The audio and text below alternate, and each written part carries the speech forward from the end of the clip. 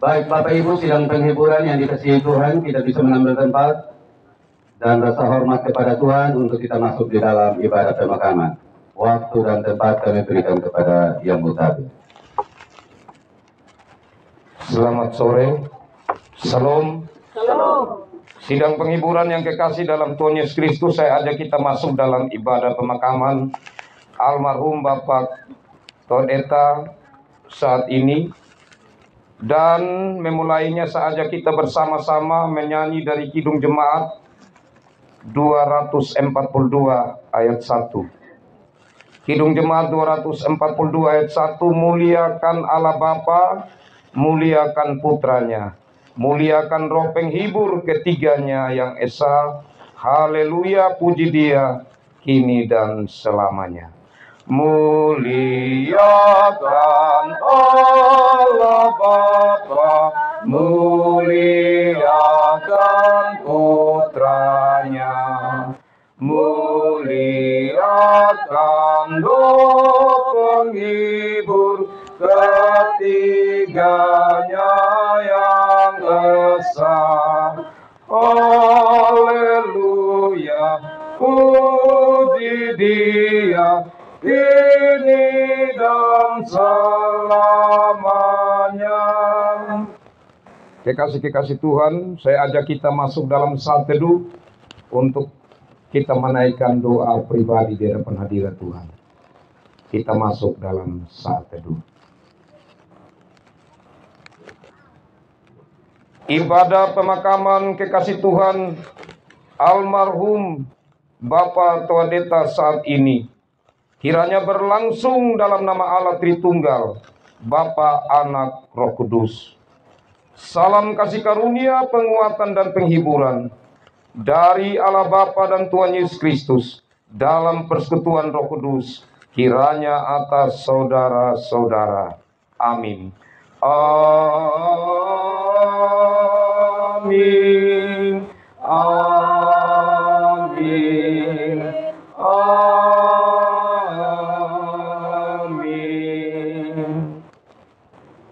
Sidang penghiburan kekasih Tuhan, firman Tuhan yang membimbing kita dalam ibadah pemakaman ini dari Ibrani pasal 10 ayat 24. Ibrani pasal 10 ayat 24, demikian bunyi sabda Tuhan.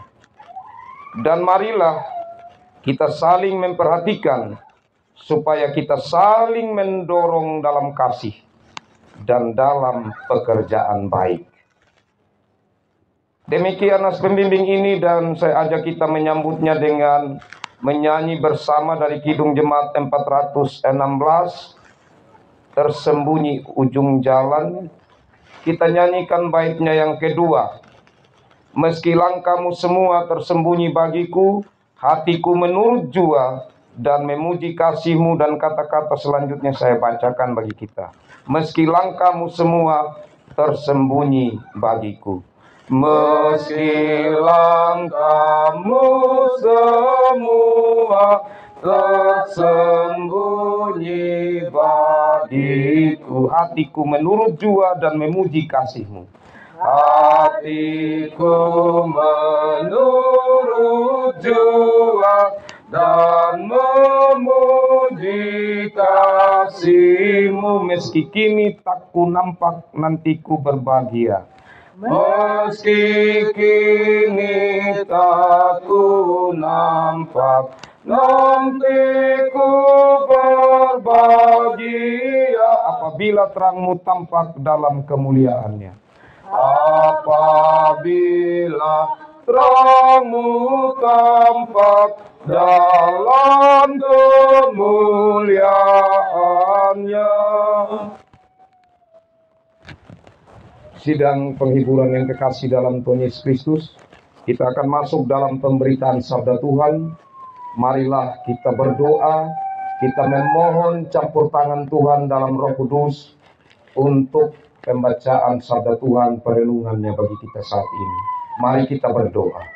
Ya Allah Bapa dalam kerajaan sorga, Allah yang memperkenalkan diri dalam Yesus Kristus, puncak dari kasih Allah, yang telah datang untuk mengangkat kami manusia yang sudah ada dalam lumpur dosa, yang tidak memiliki jaminan hidup yang kekal, tapi dalam Yesus Kristus yang telah datang menyelamatkan kami lewat pengorbanan sampai mati di atas kayu salib, kami boleh merasakan akan kemuliaan sebagai manusia ciptaan Allah. Terlebih-lebih dari itu, dengan kebangkitan Kristus, maka kami memiliki jaminan kehidupan yang kekal. Untuk itulah kami tidak pernah lemah dalam iman. Kami selalu mau teguh dalam iman kepada Yesus Kristus. Dalam keadaan apapun, termasuk dalam duka yang kami hadapi, kami tetap percaya kepada Yesus Kristus, jaminan hidup yang abadi. Karena itulah dari hari pertama Tuhan memanggil Bapa kekasih dari antara kami mengundang Tuhan lewat ibadah-ibadah penghiburan. Sampai dengan saat ini, kami mempertaruhkan duka ini dalam tangan pengasihan Tuhan. Karena kami percaya bahwa setiap orang yang mati dalam Kristus, ia memiliki jaminan hidup yang kekal. Dan almarhum Bapak Toadeta, kami percaya ia mati di dalam Kristus, ia memiliki jaminan hidup yang kekal di dalam Kristus. Dan saat ini di hari pemakaman ini, kami kembali mengundang Tuhan lewat ibadah pemakaman ini, di mana kami akan mendengar merenungkan firman Tuhan. Mari Tuhan dalam Roh Kudus ada di dalam kami masing-masing, sehingga firman-Mu yang kami dengar, kami renungkan, kami mengerti, dan hamba-Mu yang Tuhan percaya untuk memberitakan sabda-Mu. Hamba-Mu ini manusia yang tidak layak, tapi mari pakai hamba-Mu ini ya Tuhan, untuk menyatakan kebenaran firman-Mu. Dan kami semua, kami percaya akan diberkati oleh sabda-Mu. Mari datang dan berfirmanlah ya Tuhan. Dalam Yesus Kristus, firman hidup, kami berdoa kepada Bapa di sorga. Amin. Kekasih-kekasih Tuhan, bagian sabda Tuhan yang akan menjadi perenungan kita dari Galatia pasal 6, ayat 2 sampai 4. Surat Paulus kepada jemaat di Galatia pasal 6 ayat 2 sampai 4. Demikian sabda Tuhan. Bertolong-tolonganlah kamu menanggung bebanmu, demikianlah kamu memenuhi hukum Kristus. Sebab kalau seorang menyangka bahwa ia berarti, padahal ia sama sekali tidak berarti, ia menipu dirinya sendiri. Baiklah, tiap-tiap orang menguji pekerjaannya sendiri, maka ia boleh bermegah melihat keadaannya sendiri dan bukan melihat keadaan orang lain. Demikian bagian sabda Tuhan ini. Yang dikatakan berbahagia adalah setiap orang yang bersedia mendengar firman Tuhan, merenungkannya, lalu menerimanya, dan kemudian melakukan dalam hidup sehari-hari. Shalom. Shalom. Saudara-saudaraku sidang penghiburan yang kekasih dalam Tuhan Yesus Kristus, hal tolong menolong merupakan hal biasa yang dapat kita lihat dalam kehidupan sehari-hari, bahkan yang kita sendiri, siapapun dia, itu menerapkannya atau melakukannya. Kenapa kekasih-kekasih Tuhan? Karena Tuhan menciptakan kita sebagai makhluk sosial. Tuhan menciptakan kita tidak hidup sendiri. Karena itu, maka tidak ada orang yang bisa mengatakan bahwa saya tidak butuh campur tangan atau pertolongan orang lain. Karena kalau kita bicara saat manusia lahir, dari lahir saja seorang anak atau bayi, dia sudah harus menerima pertolongan dari ibunya atau orang lain. Ini menunjukkan bahwa setiap manusia hidup itu tidak bisa terlepas dari orang lain. Nah, kekasih-kekasih Tuhan, bahkan mau orang yang percaya Tuhan, yang tidak percaya Tuhan, maka dia melakukan yang namanya tolong-menolong dalam hidup ini. Tetapi kekasih-kekasih Tuhan, sebagai umat Kristiani yang sekaligus hidup dalam budaya Wanukaka khususnya, maka kita akan melihat akan makna hidup tolong-menolong di dalam konteks orang percaya kepada Yesus Kristus. Kekasih-kekasih Tuhan, kalau secara budaya, maka hal tolong-menolong, apalagi kalau menghadapi duka, saling memperhatikan, saling menopang satu dengan yang lainnya. Itu sudah hal yang mentradisi dalam kehidupan berbudaya. Tapi mari kita melihatnya dari sisi pandangan Kristiani lewat Alkitab. Apa kata Alkitab tentang hidup tolong-menolong? Sebagai pengikut Kristus, maka hal tolong-menolong itu adalah hal yang harus dikaitkan dengan hukum Kristus. Bertolong-tolonganlah menanggung bebanmu, demikianlah kamu memenuhi hukum Kristus. Nah, pertanyaannya, hukum Kristus yang bagaimana untuk dikaitkan dengan hal tolong-menolong?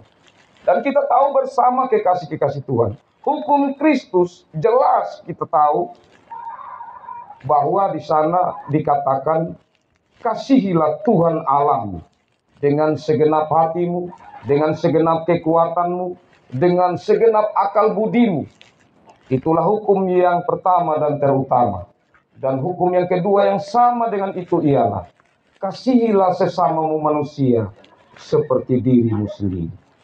Maka dalam menerapkan hidup bersama, termasuk dalam hal tolong menolong, maka di sini dasarnya adalah hukum Kristus. Oh Bapak Pendeta, kita kan orang Kristen, pastilah kita melakukan dasarnya dengan dasar kasih Kristus. Nah, mari kita uji lewat firman Tuhan. Kita bercermin secara mendalam lewat firman Tuhan ini. Kekasih-kekasih Tuhan, pertama-tama, kenapa kita harus hidup tolong-menolong? Landasan hidup tolong-menolong sebagai orang Kristen adalah kasih. Kasih yang bagaimana?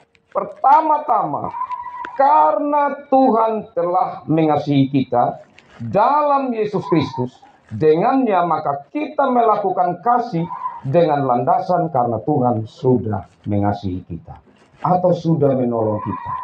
Dan bukti kasih Tuhan yang tertinggi sudah nyata dalam iman kita kepada Yesus Kristus. Bahwa Yesus yang datang ke dunia, yang mengangkat kita dari lumpur dosa, yang membuat kita menjadi makhluk yang benar-benar mulia dari segala makhluk ciptaan yang lain. Dan kita memiliki jaminan hidup di dalam Kristus. Kasih Allah yang tertinggi inilah yang menjadi patokan kenapa kita melakukan kasih. Kita melakukan kasih karena ada hutang kita kepada Tuhan. Hutang yang Tuhan sendiri sudah nyatakan kasih yang besar lewat darahnya. Pengorbanannya yang sangat tinggi. Karena apa? Kenapa dikatakan ini hutang yang sangat besar? Karena dosa, karena maut. Siapakah yang dapat menghindarinya?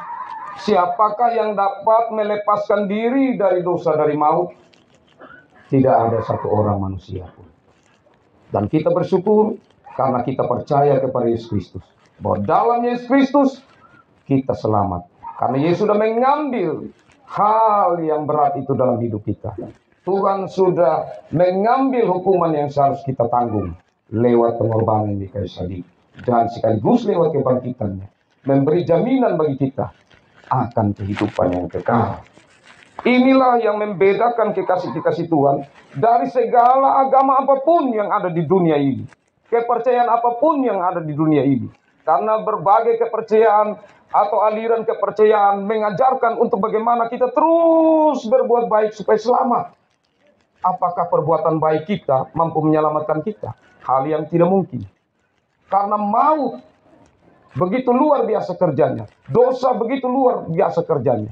Kalau saja Tuhan berdiri di hadapan saya dan saudara, dan kemudian kita melihat akan keberadaan hidup kita, maka terbukalah segala banyak bentuk dosa yang telah kita lakukan. Apa kita layak untuk selamat? Berapa banyak perbuatan baik kita dibandingkan dengan beberapa banyak perbuatan kita yang tidak berkenan di hadapan hadirat Tuhan. Kenapa kekasih-kekasih Tuhan? Karena ukuran kebenaran yang Tuhan berikan bagi kita standarnya itu tinggi. Standarnya tinggi. Karena di sini kata bertolong-tolonganlah menanggung bebanmu, itu di situ dia tidak katakan kepada orang yang ini, kepada orang yang itu saja, tetapi kepada semua orang. siapapun dia juga, bahkan kepada orang yang memusuhi kita. Ini tidak gampang. Kalau begitu di sini, standar kasih yang tertinggi yang Tuhan berikan ini, kalau kita tidak mampu untuk menerapkannya, maka disitulah Tuhan akan menghukum kita sesuai dengan kemampuan yang kita lakukan. Karena itu tidak ada seorang pun yang di saat ia mengatakan, saya mau selamat, untuk itu saya berbuat baik, hal yang tidak mungkin. Lalu bagaimana kalau memang kita sudah diselamatkan oleh Tuhan? Kalau kita sudah punya jaminan hidup yang kekal, kalau begitu buat apa lagi perbuatan baik? Perbuatan baik itu hal yang sangat penting juga bagi kita. Kenapa kekasih-kekasih Tuhan? Karena tentu bukan untuk kita membayar hutang yang telah Tuhan nyatakan. Siapa yang bisa untuk membayar itu? Hal yang tidak mungkin. Tetapi Tuhan panggil saya dan saudara untuk meneladani Kristus, untuk berbuat kasih semampu apa yang kita mampu lakukan di dunia ini. Bahkan kasih itu akan mendorong saya dan saudara untuk melakukan yang lebih. Saya seringkali andaikan begini. Kalau orang berpacaran, kekasih-kekasih Tuhan, dia mampu melakukan apa yang lebih. Untuk jam saja. Kalau mau bertemu pacar, mau janji bertemu jam 4, pasti jam 2 itu sudah bisa ada di sana, tempat ketemu. Dia mampu melakukan hal-hal yang luar biasa. Meminta sesuatu, dia akan upayakan biar tidak ada untuk supaya ada. Itu karena rasa cinta yang luar biasa. Dan rasa cinta inilah yang Tuhan inginkan ada dalam hidup kita, rasa cinta kita dengan Tuhan. Karena kita melakukan sesuatu, landasannya adalah karena cinta Tuhan. Nah, kekasih-kekasih Tuhan, kalau kita merenungkan akan hidup kita saat ini, apakah kita telah sungguh-sungguh bertolong-tolongan dengan dasar sebagai orang Kristen khususnya yang saya sampaikan di sini. Landasannya adalah kasih kita kepada Allah dan meneladani kasih Kristus. Hal yang kedua, sebab kalau seorang menyangka bahwa ia berarti padahal ia sama sekali tidak berarti, ia menipu dirinya sendiri. Kekasih-kekasih Tuhan, ada dua hal yang dimaksudkan di sini. Menyangka diri berarti. Yang pertama itu dia menyangka bahwa ia tidak butuh pertolongan orang lain. Itu dia menipu diri. Atau di sisi yang lain, ia hanya berada dalam sikap diam. Saya ini orang yang tidak bisa menolong orang, saya hanya bisa ada di posisi ditolong. Nah, ini dua sisi ini yang tidak boleh ada dalam persekutuan Kristiani. Karena yang pertama, siapapun kita tidak bisa terlepas. Biar orang kaya sekalipun, dia punya uang yang banyak. Tapi dari mana itu uang? Pastilah ada orang-orang yang ada bekerja di sekitar. Ada orang-orang lain yang turut menopang dia. Yang kedua, kalau orang menyangka bahwa ia hanya membutuhkan pertolongan orang lain, maka di sini orang yang paling kesian. Karena apa kekasih-kekasih Tuhan? Karena setiap orang dalam keadaan apapun dia, meskipun secara materi, secara harta dia tidak punya, tetapi secara pikiran, secara tenaga, dia miliki.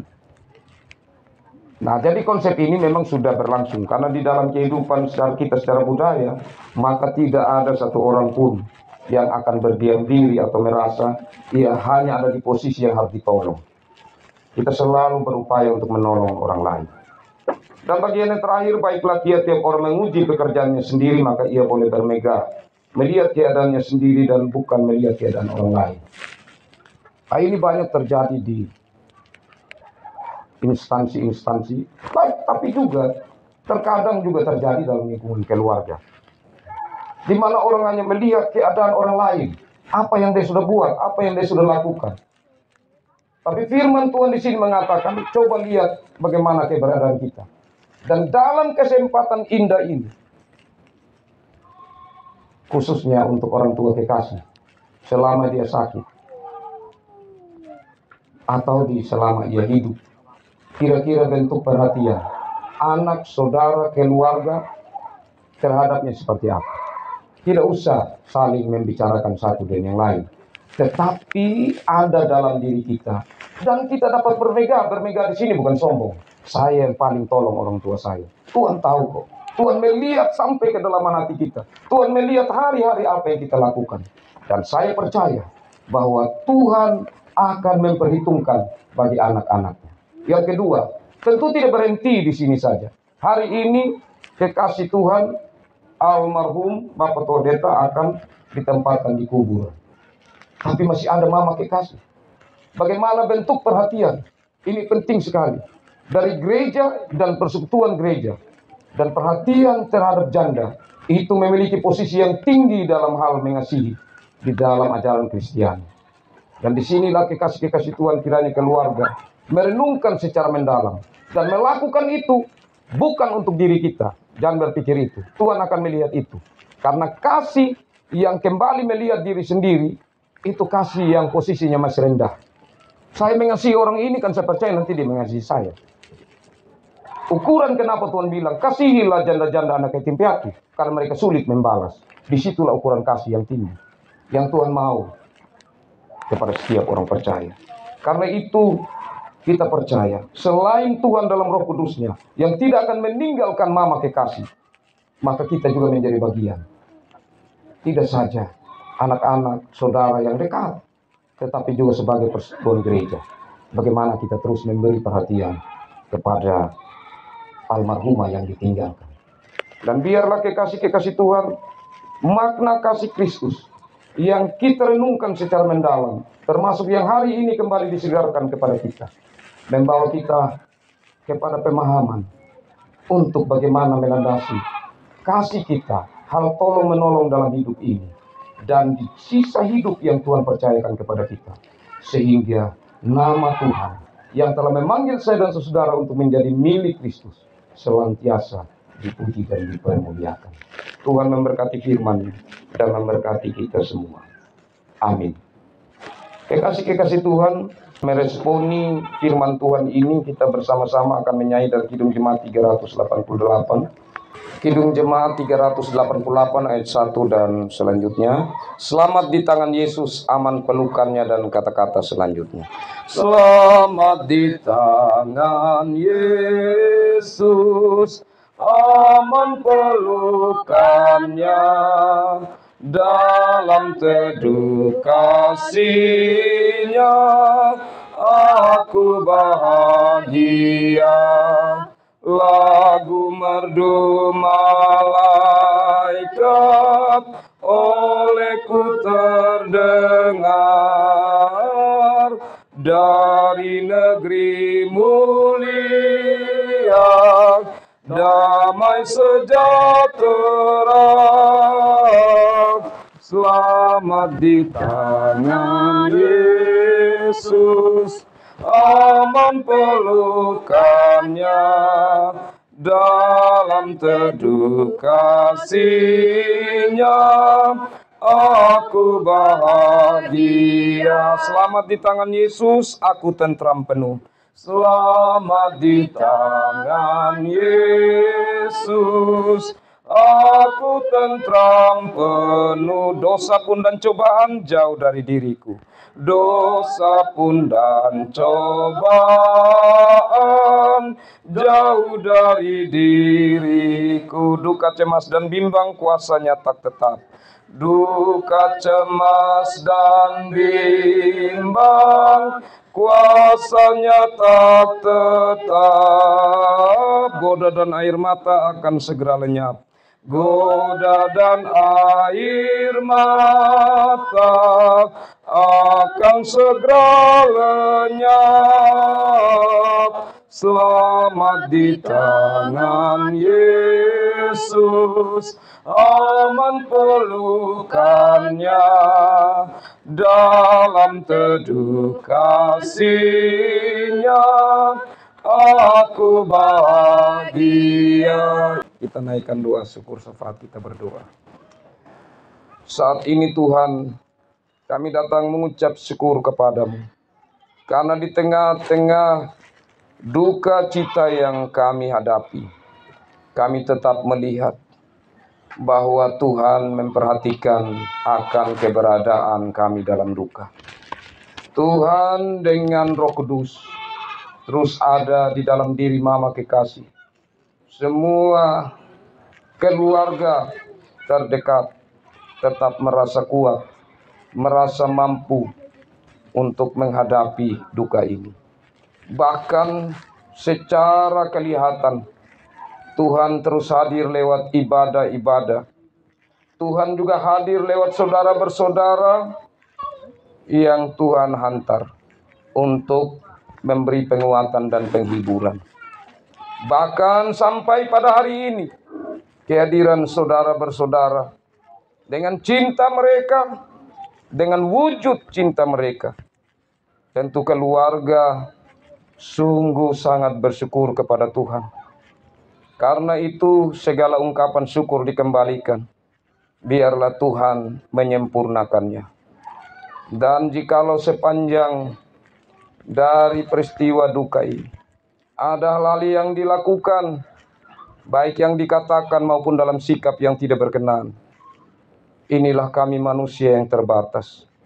Kami terkadang memikirkan hal yang terbaik, tetapi terkadang juga kami tidak menyadari atau dalam kami menyadari karena beban yang ada dalam diri kami. Seringkali tidak jarang ada kata-kata yang tidak berkenan yang menyakiti hati sesama atau sikap kami. Dalam kesempatan ini kami mohon ampun di hadapan hadirat Tuhan. Kami percaya bahwa mama kekasih yang ditinggalkan sungguh merindukan supaya sampai pada hari ini bahkan hari-hari selanjutnya segala sesuatu berjalan dengan baik sebagai bagian juga penghiburan, penguatan bagi hamba-Mu dan bahkan bagi anak-anak, anak mantu, cucu dan saudara.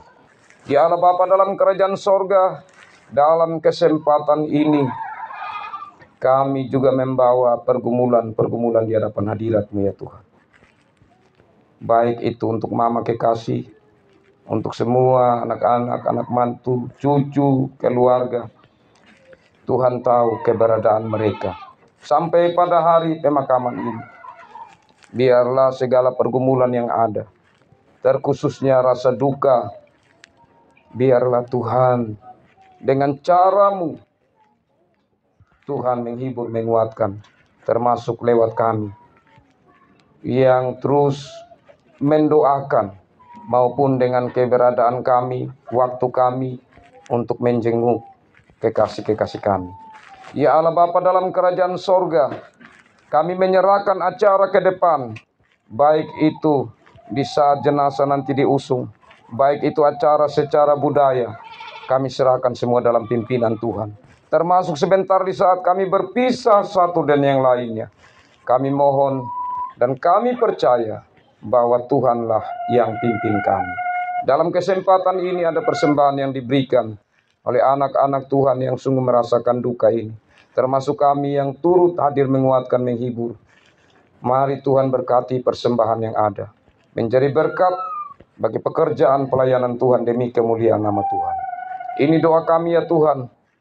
Jauh dari sempurna. Tapi kami percaya Tuhan punya rancangan untuk setiap kami ke arah damai sejahtera. Dan kami mau biarlah kehendak Tuhan yang berlaku. Dalam Yesus Kristus kami berdoa. Amin.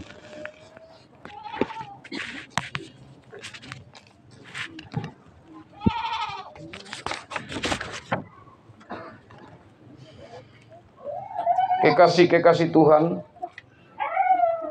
ketika Tuhan menciptakan manusia pertama, Tuhan Allah membentuk manusia itu dari debu tanah dan menghembuskan nafas ke dalam hidupnya, dan dengan demikian manusia itu menjadi makhluk yang hidup. Namun kelak suatu saat manusia akan kembali kepada Sang Penciptanya. Almarhum Bapak Tuadeta, ia berasal dari tanah, ia akan kembali kepada tanah. Ia berasal dari debu, kembali kepada debu. Tapi satu hal yang pasti, rohnya kembali kepada Sang Pemilik hidup. Dan saat Yesus datang yang kedua kalinya, di mana Tuhan akan mengubah tubuh yang fana akan menjadi tubuh yang kekal, tubuh kemuliaan bagi setiap orang yang diperkenankan Tuhan hidup dalam kekekalan di dalam kerajaan sorga yang telah Ia sediakan.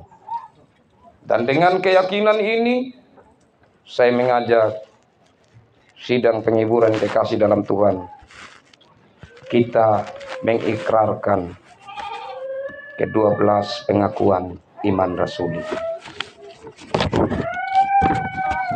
Mari bersama-sama dan semua orang percaya di segala tempat dan waktu, kita menyatakan pengakuan iman percaya kita dengan kita berkata, aku percaya kepada Allah, Bapa yang Maha Kuasa, Khalik langit dan bumi, dan kepada Yesus Kristus, Anaknya yang tunggal, Tuhan kita, yang dikandung daripada Roh Kudus, lahir dari anak darah Maria, yang menderita di bawah pemerintahan Pontius Pilatus, disalibkan, mati dan dikuburkan, turun ke dalam kerajaan maut.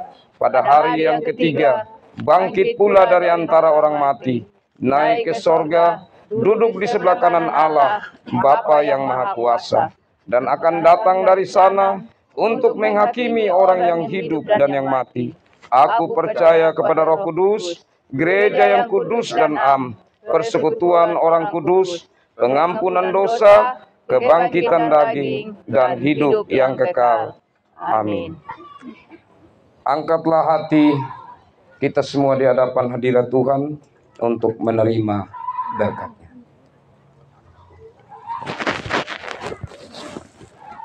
Damai sejahtera Allah yang menghibur dan menguatkan akan melindungi hati dan pikiran hidup saudara-saudara sekalian di dalam Kristus Yesus. Kiranya berkat kasih karunia dari Allah Tritunggal, Bapa, Anak, dan Roh Kudus menyertai saudara-saudara sekalian dari saat ini sampai selama-lamanya. Amin. Amin. Amin. Amin.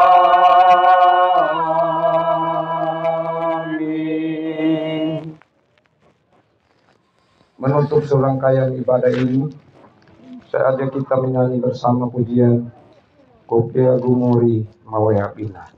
Kopia Gumori Mawea Bina, Kopia Gumori Mawea Bina, daku kerino dinya napata pinutana kupya gumori maweha bina. Demikian ibadah pemakaman ini, dan kiranya Kristus yang adalah jalan, kebenaran, dan hidup yang sudah boleh membuka jalan selamat bagi kita, senantiasa menuntun menyertai kita dalam Roh Kudus. Kami kembalikan kepada Bapak Majelis dan seluruh rangkaian kami kembalikan kepada keluarga. Shalom. Shalom.